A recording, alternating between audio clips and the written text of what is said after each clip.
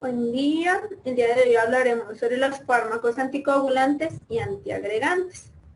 Como contenido tenemos que vamos a hablar sobre la farmacocinética y farmacodinámica de los anticoagulantes y antiagregantes, la relación que existe entre ellos y sus bases fisiológicas.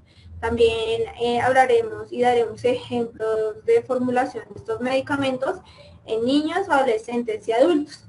Hablaremos sobre las ventajas y las desventajas que tienen estos medicamentos y la población a la que va dirigido el video. Inicialmente hablaremos sobre la farmacocinética y farmacodinámica de algunos de estos medicamentos. Comenzaremos con los anticoagulantes y mencionaremos que estos son un grupo de sustancias de distinta naturaleza química que se relacionan específicamente por su efecto biológico.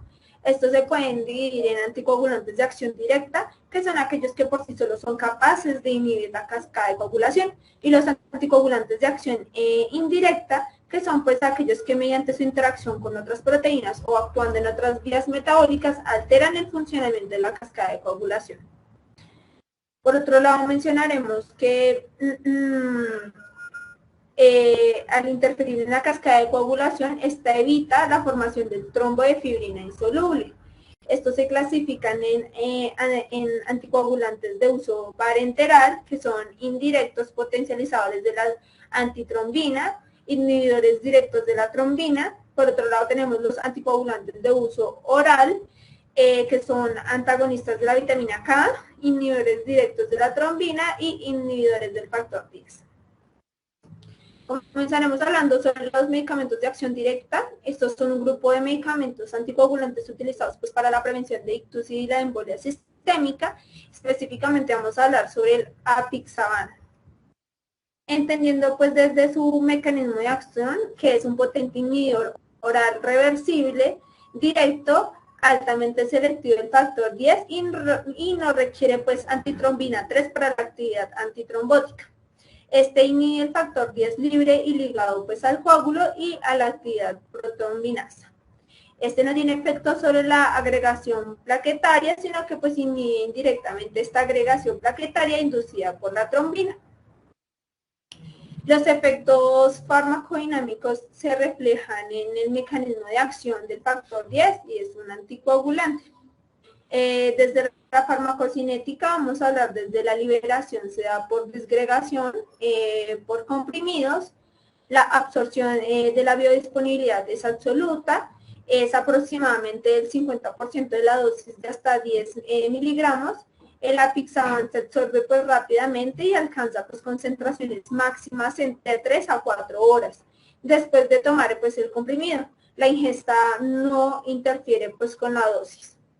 En la distribución, la unión a las proteínas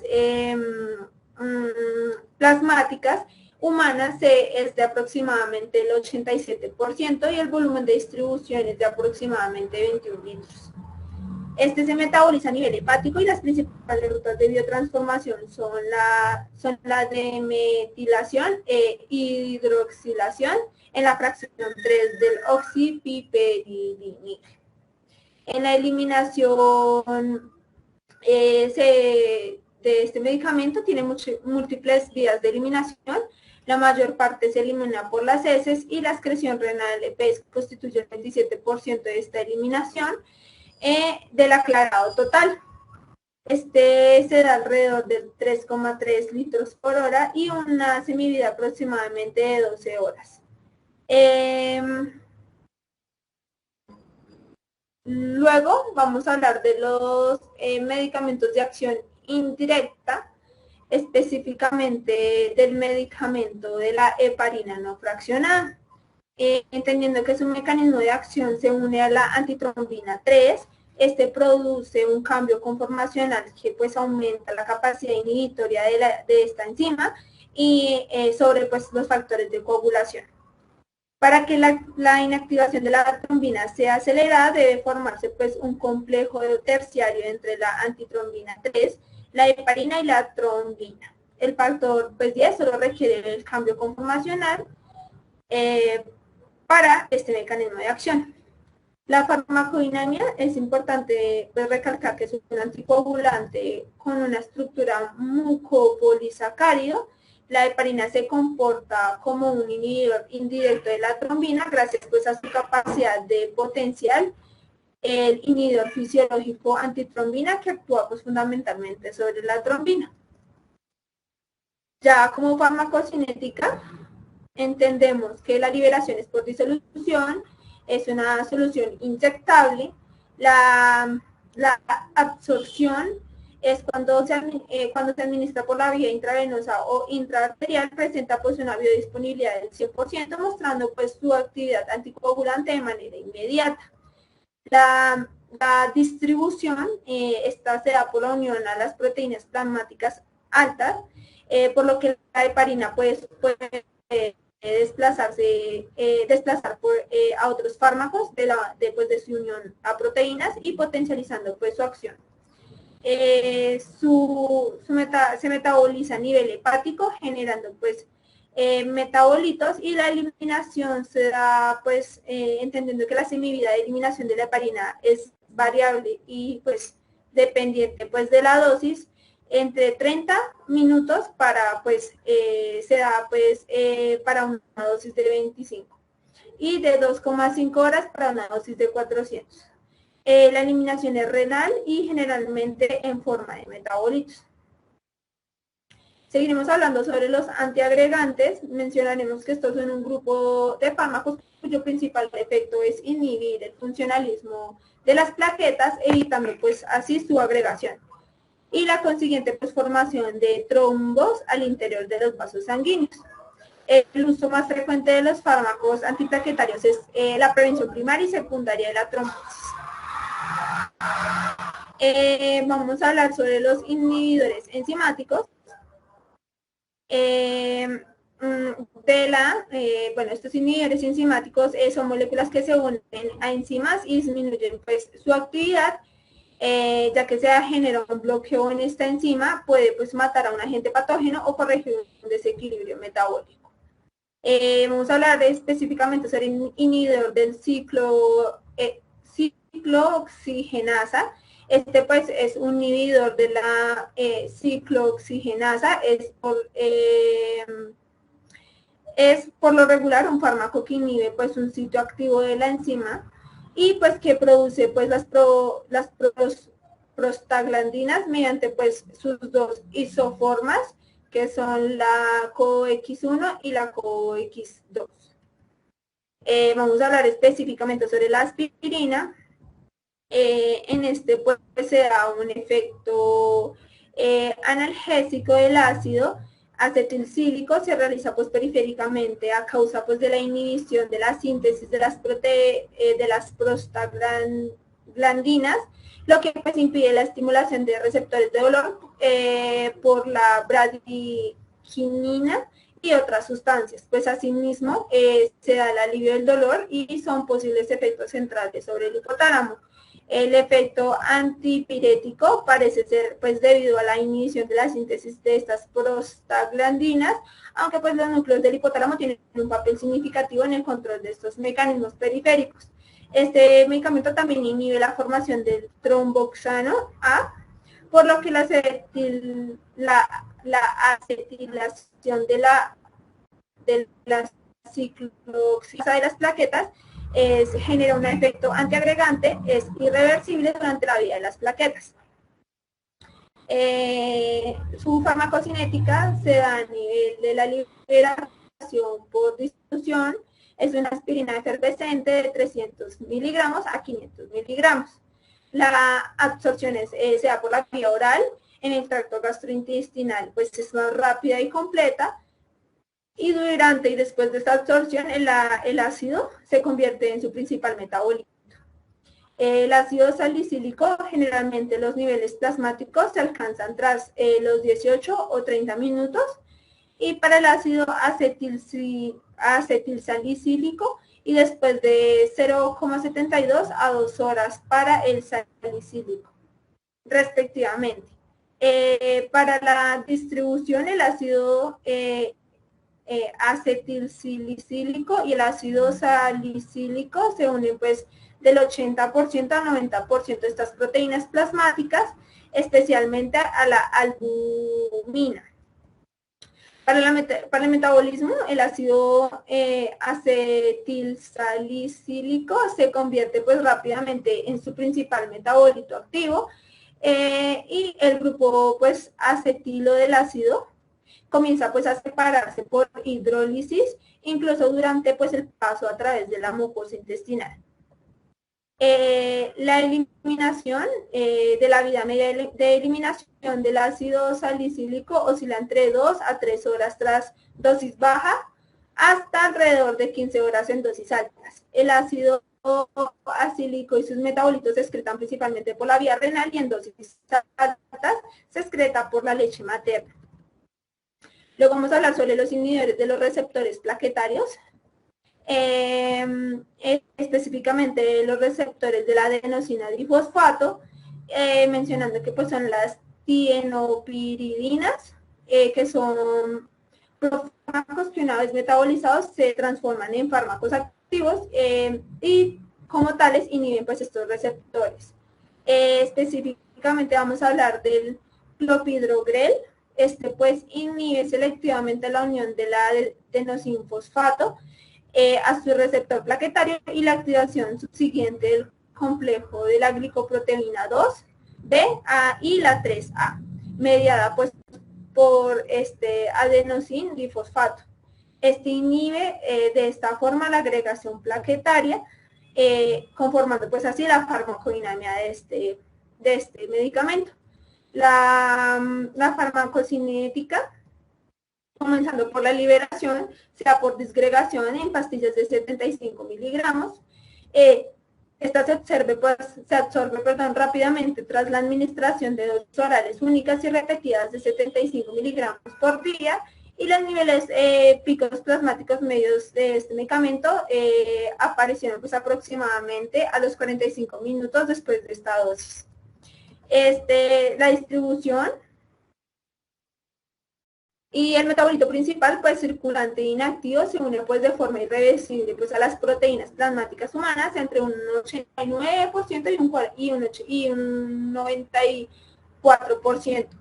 La unión es no suturable para un amplio rango de concentraciones. El metabolismo se da en el hígado, principalmente pues a través de dos rutas metabólicas, a medida que pues por las arasas y que conducen pues a la hidrólisis en su derivado pues carboxílico. Y por otro lado pues citocromos, y pues el primero se metaboliza con un metabolito intermedio de 2-oxoclopidrogeno. La eliminación se da pues tras una dosis oral, se elimina pues aproximadamente el 50% por medio de la orina y aproximadamente el 46% por vía fecal en las 120 horas siguientes a la administración. Luego vamos a hablar sobre los antagonistas de la glicoproteína 2 y 3.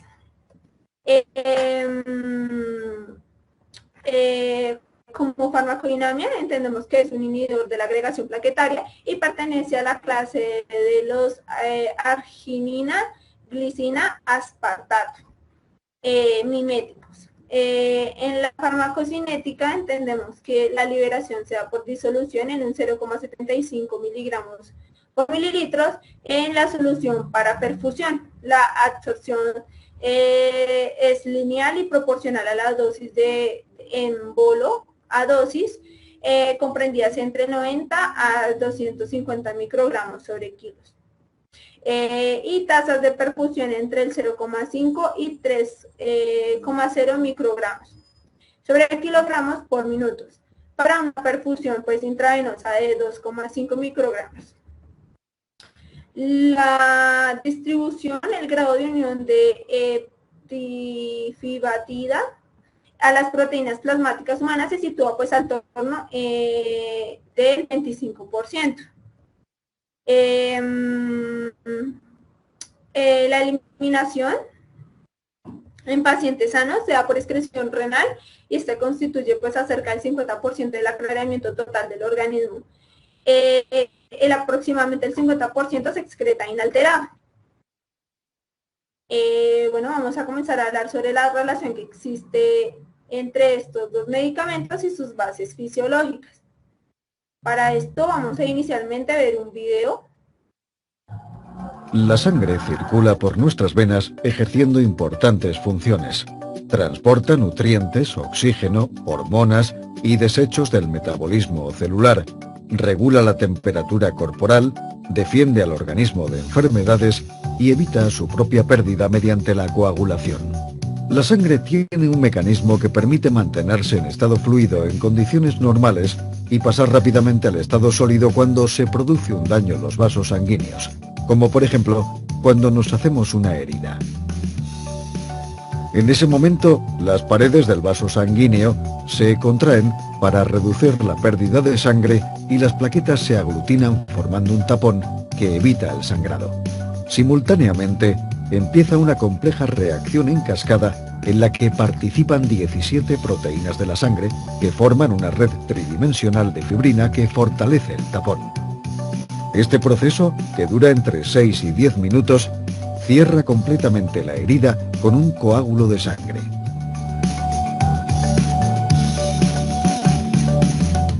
Pero ¿qué diferencia hay entre un coágulo y un trombo? Como hemos mostrado en el ejemplo de la herida, un coágulo es bueno cuando hay daño del tejido vascular, pero es dañino si se forma en un vaso sanguíneo sano. En este caso se llama trombo. Los estados de inmovilidad por un periodo prolongado de tiempo dificultan la circulación de la sangre y suponen el riesgo de sufrir una trombosis, es decir, de desarrollar un trombo en el interior de un vaso sanguíneo sano. También existen determinados factores que predisponen o incrementan el riesgo de formación de un trombo, como por ejemplo el tabaquismo, la hipercolesterolemia, la obesidad, el cáncer. Un trombo puede desprenderse, viajar en el torrente sanguíneo hacia otros órganos, como los pulmones o el cerebro, produciendo una complicación grave potencialmente mortal denominada embolia.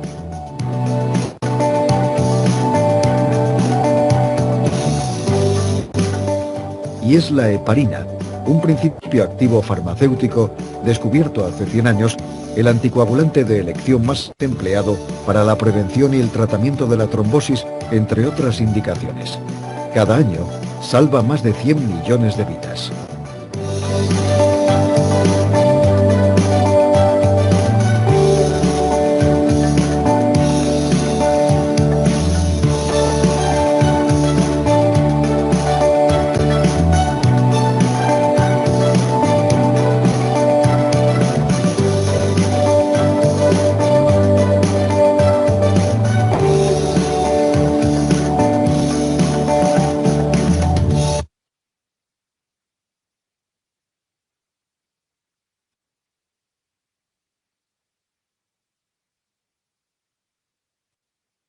Continuando, mencionemos que estos son medicamentos que reducen pues la formación de coágulos en una arteria, vena o en el corazón, y a estos medicamentos ambos influyen en el equilibrio hemostático y este se divide pues en varias etapas, tales como pues la vasoconstricción, la adhesión, la agregación de las plaquetas y pues a los tejidos pues dañados formando pues un trombo. En la coagulación de la fibrina, que pues ayuda a fijar el trombo pues de plaquetas en la zona pues lesionada, y la fibrinólisis, que pues es la disolución del coágulo una vez pues producida la hemostasia. Cuando existe el desequilibrio hemostático, ocurre pues una alteración en las condiciones del medio interno del organismo, debido pues a ese desajuste en la interacción de los procesos reguladores, provocando pues que los pacientes sean propensos a generar una respuesta coagulante alterada que provoque la formación de trombos. Los fármacos antiagregantes y anticoagulantes pues entran a favorecer y a regular pues ese proceso homeostático por medio pues de la cascada de coagulación. Esta cascada de coagulación, como lo observamos en este esquema de coagulación sanguínea y de la fibrinólisis, los diferentes factores de coagulación se expresan en cifras romanas, como se observa, y la A significa que pues son activos.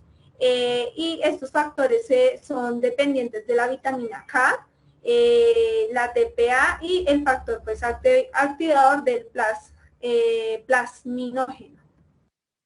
Es importante mencionar que los anticoagulantes pues inician con la activación en el factor tisular 7 activo y la homeostasia se consolida con la progresión de generación local del factor 10 activado y de la trombina. Este pues disminuye la aparición de un coágulo constituido pues por una red tridimensional de la fibrina. En cuanto a los antiplaquetarios, cuyo principal efecto es inhibir el funcionalismo de las plaquetas, evitando así su agregación y la consiguiente pues, conformación de trombos en el interior de los vasos sanguíneos. Pues estos inician su activación desde dos fases. Una pues, es la fase vascular, desde la vasoconstricción y la adhesión, y la fase plaquetaria por medio de la activación y la agregación plaquetaria, esperando pues, bueno, generando un efecto indirecto sobre la cascada de coagulación, promoviendo pues esa activación de la fibrinólisis. Como ejemplos de la formulación de medicamentos en los integrantes, vamos a hablar principalmente de los antiagregantes y anticoagulantes en un niño, ¿sí? Como anticoagulante vamos a hablar sobre el Synthron. Este se tomaba pues como ejemplo pues el tratamiento en pacientes con prótesis valvulares cardíacas en niños de 1 a 5 años, donde el rango del índice internacional normalizado es de 2,5 a 3,5 y la dosis de inicio es de 0,06 miligramos por kilos del Synthron, que es un fármaco anticoagulante oral. Teniendo pues en cuenta esta dosis, esta dosis debe ajustarse a cada paciente al inicio del tratamiento y después de este tratamiento para regular, ya que pues la sensibilidad de los anticoagulantes varía según pues, los individuos y puede variar también según y también a lo largo del tratamiento. Para ello se utiliza pues el tiempo de la protrombina y pues su cociente estandarizado como el cociente pues normalizado internacional. Para hablar de la aspirina como antiagregante, encontramos que nuestro ejemplo es buscar el alivio del dolor de la garganta en niños de 4 a 6 años. Se prescribe pues una dosis de 200 miligramos de ácido acetilcílico como dosis simple. En general pues la dosis diaria del ácido que se recomienda en niños es alrededor de 60 miligramos sobre kilos. Esta se divide de 4 a 6 dosis, ¿sí? Por ejemplo, aproximadamente 15 miligramos sobre kilos cada 6 horas. Sería un ejemplo. El método de administración es para uso oral. Las tabletas deben ser preferiblemente tomadas después de las comidas con mucho líquido. Y cada comprimido contiene pues ácido acetilsalicílico de 100 miligramos, celulosa en polvo, almidón de maíz, sacarina sódica y aroma a vainilla y tutti frutti. Para la formulación de estos medicamentos en un joven, vamos a tomar como ejemplo el anticoagulante Arixtra en pacientes pues no quirúrgicos inmovilizados considerados pues de alto riesgo de una enfermedad tromboembólica venosa y que han sido pues inmovilizados debido pues a una enfermedad aguda como insuficiencia cardíaca o alteraciones respiratorias agudas o alteraciones inflamatorias o infecciosas agudas. Estos presentan alto riesgo de complicaciones tromboembólicas según pues la valoración del riesgo individual. La dosis recomendada de este medicamento es de 2,5 miligramos una vez al día administrada por inyección subcutánea en pacientes pues que no son quirúrgicos inmovilizados y se ha estudiado pues clínicamente pues una duración del tratamiento de 6 a 14 días. Como antiagregantes vamos a hablar de la ticlopidina. El ejemplo pues es para prevenir y hacer correcciones de los trastornos plaquetarios inducidos por circuitos extracorpóreos en jóvenes, ya sea por una cirugía con circulación extracorpórea o una hemodiálisis crónica. La dosis habitual es de 2 comprimidos diarios. Se recomienda pues tomar un comprimido durante la comida y uno durante la cena. Cada comprimido contiene 250 miligramos de ticlopidina y esto sería para la parte de los jóvenes. Siguiendo con la formulación de medicamentos, de estos medicamentos en adultos, podemos tener aquí como ejemplo de anticoagulante la heparina. El ejemplo se toma por el lado de la prevención de la enfermedad tromboembólica venosa en adultos y se administran 5.000 ULS por vía subcutánea cada 8 a 10 horas durante 7 días o hasta que el paciente deambule. En pacientes quirúrgicos, la primera inyección se administra 1 o 2 horas antes de la intervención y en pacientes no quirúrgicos, la duración del tratamiento coincidirá pues, con la duración del riesgo tromboembólico. Para la parte de los antiagregantes, se toma como ejemplo el clopidogrel. Se toma como ejemplo el infarto agudo de miocardio con elevación de segmento en adultos. Se debe administrar como dosis única de 75 miligramos una vez al día, comenzando con una dosis de carga de 300 miligramos. Y también se puede dar la combinación con anticoagulante. Se debe iniciar, también se puede combinar con trombolíticos.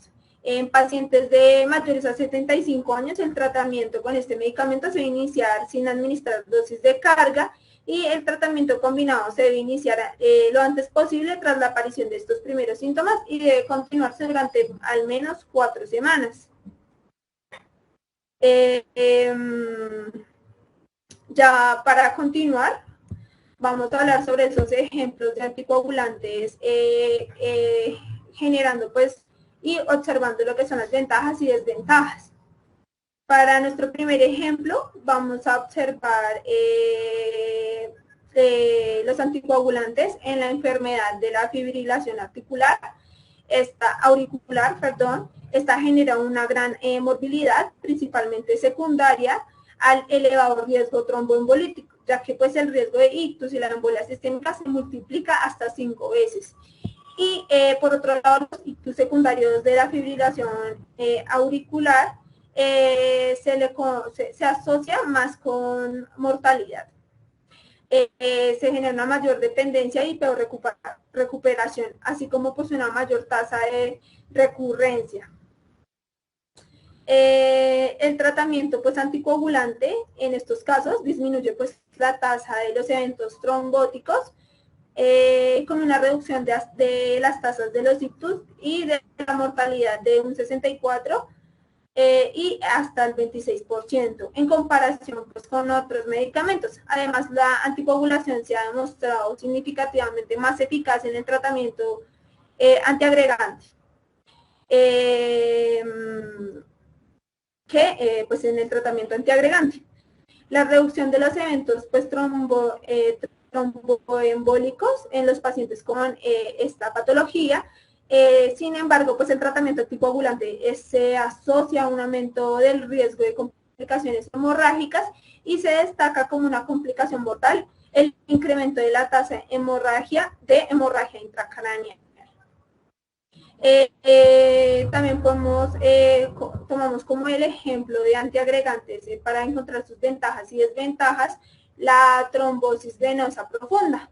En este mencionaremos que es un coágulo sanguíneo que se forma en una ventana profunda del cuerpo, suele ocurrir en las piernas o en los muslos y si la vena pues se inflama, esta infección se llama tromboflebitis.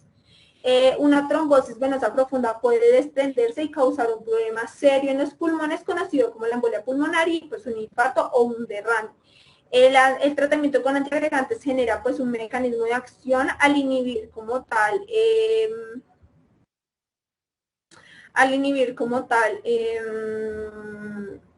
la producción de las prostaglandinas intensificadoras del dolor y también pues inhibe la agregación plaquetaria, evitando pues, la formación de trombos que pues eran los responsables de esta trombosis venosa. En cuanto a las ventajas, son muchas, ya que pues estos están indicados para la prevención y el tratamiento de la fase aguda de todos los síndromes coronarios agudos, del accidente cerebrovascular agudo, y junto con la prevención secundaria de los pacientes con cardiopatía isquémica y la prevención primaria de los pacientes con fibrilación auricular, en los cuales no esté justificada pues una anticoagulación. Y en los pacientes pues especialmente diabéticos con un alto riesgo de enfermedad coronaria, entre otros. Y sus desventajas son la generación de reacciones adversas como hematomas, epistaxis, hemorragia digestiva, dispepsia, diarrea y dolor abdominal. Siguiendo, y por último, la población a la que va dirigido este video es para todos los estudiantes del área de salud que traten con estas enfermedades tales como la fibrilación auricular, el trastornos plaquetarios, infarto agudo de miocardio, pacientes con prótesis valvulares cardíacas y pacientes considerados con alto riesgo de sufrir una enfermedad tromboembólica venosa, con el fin de facilitar el proceso de aprendizaje sobre los fármacos anticoagulantes y antiplaquetarios junto con su farmacodinámica, farmacocinética, ventajas, desventajas, su fisiología, con el fin de ayudar pues el mejoramiento de estos procesos de razonamiento profesional en nuestras prácticas clínicas. Aquí podemos observar las referencias que se utilizaron y muchas gracias.